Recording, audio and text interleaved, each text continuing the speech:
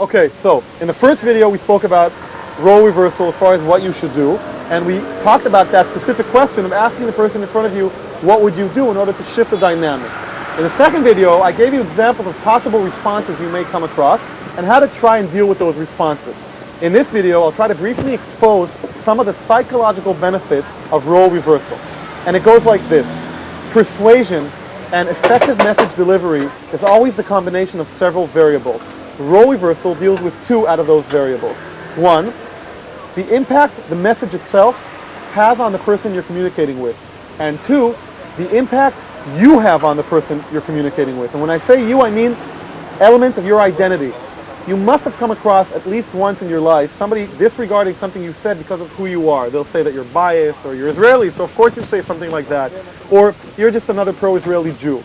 The idea is, many, many times, our identity will affect the way people relate to what we say. The identity overshadows the message.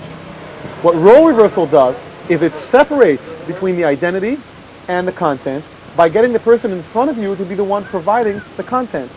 How can the person in front of you argue with an answer he or she just provided? Now, all this adheres to one of the most important principles of persuasion at large, not just Israeli advocacy. And that principle is that people are best persuaded by conclusions they reach themselves.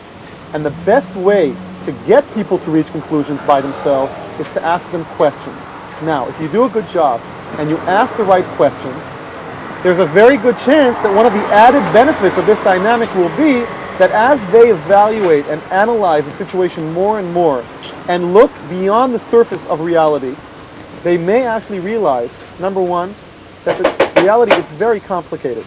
Two, there is no easy solution. And three, the more they evaluate the situation in Israel, the more I believe they will reach conclusions that are closer and closer to the conclusions that many, many other Israeli governments and officials have already reached. Does that mean that they can't be brilliant and come up with something we haven't thought about? It doesn't. And if they do, all the better for all of us. Win-win.